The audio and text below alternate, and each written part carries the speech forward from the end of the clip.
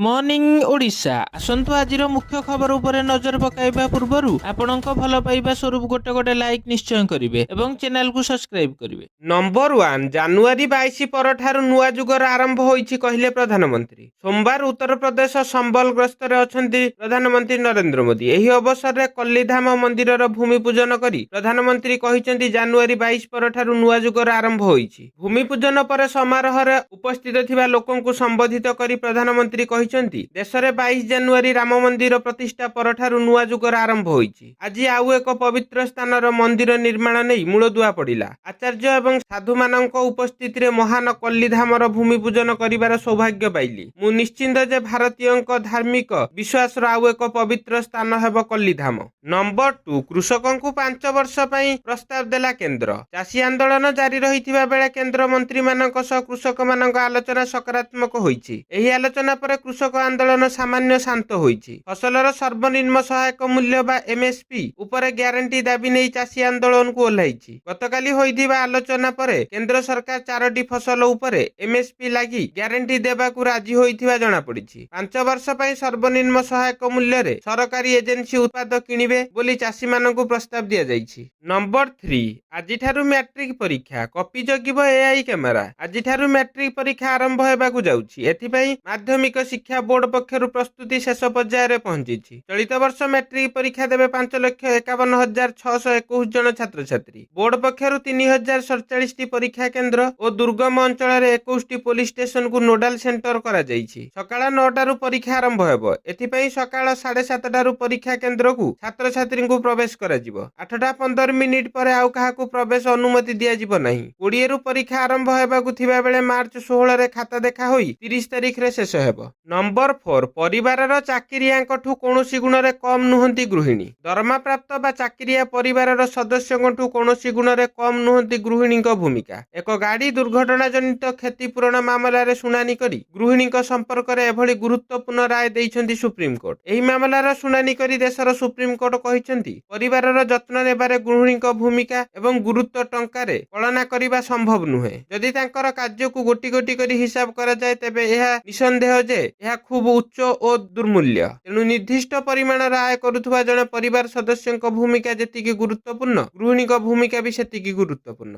Number 5 शैतान बापा करुथुला दुष्कर्म झुली पड़िला नाबालिका झियो। शैतान बापा नाबालिका झियो को करुथुला बारंबार दुष्कर्म। कोन बयस रे बापार पाशविक अत्याचार सही पारि नथिला झियो। शेषरे किछि उपाय न पाई नाबालिका जनक आत्महत्या करिथिबा अभियोग होईछि। एभली लज्जाजनक घटना घटिछि पुरी जिल्ला कोणार्क अंचल रे। झियर आत्महत्या परे अभियुक्त बापा मलय रंजन महांती फेरार होई जाइछन्ती। नाबालिकाटी नवम श्रेणी रे पढुतुला। नंबर 6 विश्व शक्तिशाली पासपोर्ट तालिका जारी रैंकिंग रे खसिला भारत। जारी होईछि दुनियार सबुठु शक्तिशाली पासपोर्ट तालिका। सोमवार हेलेन तरफरु जारी होइथिबा पासपोर्ट इंडेक्स 2024 तालिका रे भारत 85तम स्थान रे निज स्थान पक्का करिछि। सेहिभଳି प्रथम स्थान रे रहिछि फ्रांस। तेबे केवल फ्रांस नुहे प्रथम स्थान रे रहिछन्ती आउ 5टी देश। सेमाने हेले जर्मनी इटाली जापान सिंगापुर एवं स्पेन। प्रथम स्थान रे थिबा एई 6टी देश को 144 देशर लोके बिना भिसा रे जाई परिबे। तालिका रे पाकिस्तान 106 नंबर स्थान रे रहिछि। नंबर 7 दुनिया आश्वस्त पुणी मोदी ही आसुछन्ती।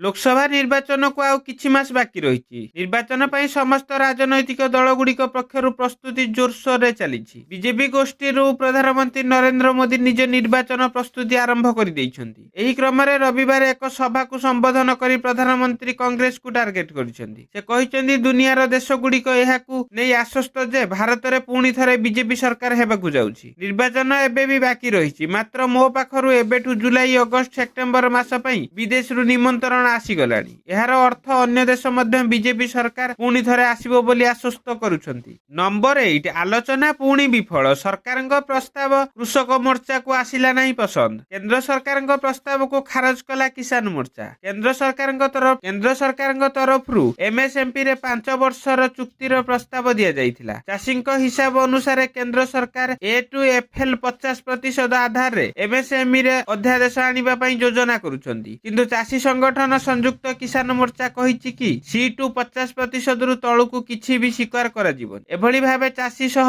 ସରକାରଙ୍କ ଚତୁର୍ଥ ଥର ଆଲୋଚନା ମଧ୍ୟ ବିଫଳ ହୋଇଛି। ନମ୍ବର 9 ରଞ୍ଜି ଖେଳୁନଥିବା ଷ୍ଟାର କ୍ରିକେଟଙ୍କୁ ଖୋଲା ଚେତାବନୀ ଦେଲେ ଜୟ ଶାହା। ଇଶାନ କିଷାନ ଓ ଶ୍ରେୟସ ଆୟାରଙ୍କ ଭଳି ବିସିସିଆଇ ର କଣ୍ଟ୍ରୋଲ କଣ୍ଟ୍ରାକ୍ଟରେ ଥିବା ଷ୍ଟାର ଖେଳାଳିଙ୍କୁ ଖୋଲା ଚେତାବନୀ ଦେଇଛନ୍ତି ବିସିସିଆଇ ସମ୍ପାଦକ ଜୟ ଶାହା। କଣ୍ଟ୍ରାକ୍ଟରେ ଥିବା ଖେଳାଳିମାନେ ଯେମିତି ହେଲେ ଘରୋଇ କ୍ରିକେଟ ଖେଳିବା ଦରକାର। ରଞ୍ଜି ଟ୍ରଫି ଖେଳିବା ପରେ ହିଁ ଜଣେ ଖେଳାଳି ଜାତୀୟ ଟିମର ଚୟନ ପ୍ରକ୍ରିୟା ପାଇଁ ଉପଲବ୍ଧ ହୋଇପାରିବେ ବୋଲି ଜୟ ଶାହା କହିଛନ୍ତି। ଶାହାଙ୍କ କହିବା କଥା ଯେ ବିସିସିଆଇ ଆଇପିଏଲର ସଫଳତାରେ ବେଶ୍ ଖୁସି, କିନ୍ତୁ ଖେଳାଳିମାନେ ଘରୋଇ କ୍ରିକେଟ ଅପେକ୍ଷା ଆଇପିଏଲକୁ ଗୁରୁତ୍ୱ ଦେବା ଠିକ୍ ନୁହେଁ, ଏପରି ଆଶା ବିସିସିଆଇ କେବେ କରିନଥିଲା। ନମ୍ବର 10 ନବକଳେବର ହେବ ଐତିହାସିକ ବାରବାଟୀ ଷ୍ଟାଡିୟମ। ରାଜ୍ୟରେ କ୍ରିକେଟର ବିକାଶ ପାଇଁ ଆଗେଇ ଆସିଛନ୍ତି ରାଜ୍ୟ ସରକାର। ଏହାକୁ ନେଇ କଟକର ଐତିହାସିକ ବାରବାଟୀ ଷ୍ଟାଡିୟମକୁ ନବକଳ କରାଯାଉଛି। ଏଥିଲାଗି ପ୍ରସ୍ତୁତି ଏବେ ଶେଷ ପର୍ଯ୍ୟାୟରେ ପହଞ୍ଚିଥିବା ଜଣାପଡ଼ିଛି। ତେବେ ଆସନ୍ତା 27ରେ ରାଜ୍ୟରେ ଏକମାତ୍ର ଏହି ଆନ୍ତର୍ଜାତୀୟ କ୍ରିକେଟ ଷ୍ଟାଡିୟମର ଭିତ୍ତିପ୍ରସ୍ତର ସ୍ଥାପନ କରାଯିବ ବୋଲି ସୂଚନା ରହିଛି। ମୁଖ୍ୟମନ୍ତ୍ରୀ ନବୀନ ପଟ୍ଟନାୟକଙ୍କ ଦ୍ୱାରା ଏହି ଭିତ୍ତିପ୍ରସ୍ତର ସ୍ଥାପନ କରାଯିବ। ଅନ୍ୟପଟେ ସେଦିନ 42ଟି ନୂତନ କ୍ରିକେଟ ଷ୍ଟାଡିୟମ ମଧ୍ୟ ଉଦ୍ଘାଟିତ ହେବ ବୋଲି ସୂଚନା ମିଳିଛି।